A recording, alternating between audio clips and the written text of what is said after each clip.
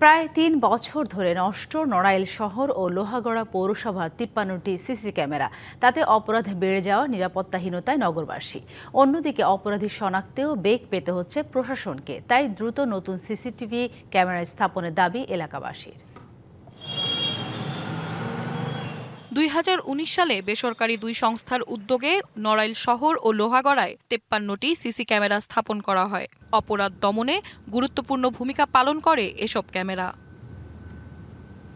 তবে রক্ষণাবেক্ষণের অভাব ও উন্নয়ন কাজের কারণে ৪ বছরের মধ্যে বেশিরভাগ ক্যামেরাই নিষ্ক্রিয় হয়ে পড়ে। প্রশাসন থেকে ক্যামেরাগুলো সচল করতে আর নেওয়া হয়নি উদ্যোগ।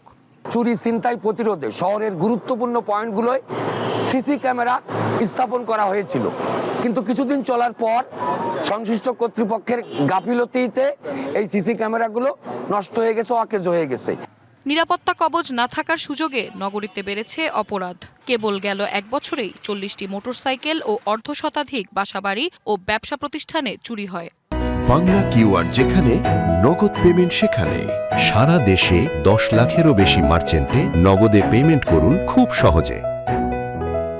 ৩ বছরের মতন আমাদের নড়াইলের সিসিটিভি সেইগুলো অকেজো হয়ে গেছে বা নেই, যার কারণে এখন দুর্বৃত্তদের দুরাচার অনাচার বেড়ে গেছে।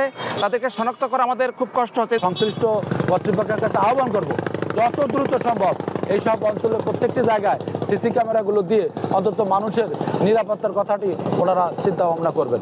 এছাড়া ২৬টি হত্যাকাণ্ড ঘটলেও সিসিটিভি ক্যামেরা না থাকায় ঘটনার সূত্র উদ্ধারে বেগ পেতে হচ্ছে আইনশৃঙ্খলা বাহিনীকে। গুরুত্বপূর্ণ এলাকাগুলো সিসি ক্যামেরার আওতায় আনার উদ্যোগ নেওয়া হচ্ছে, জানালেন স্থানীয় সংসদ সদস্য।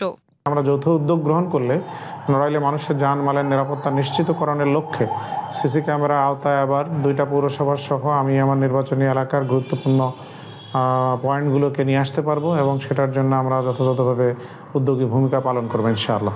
নগরবাসীর নিরাপত্তায় দ্রুত সিসি ক্যামেরাগুলো সচল করা হবে, কমে আসবে অপরাধ, এমনটাই প্রত্যাশা সবার। DBC news desk.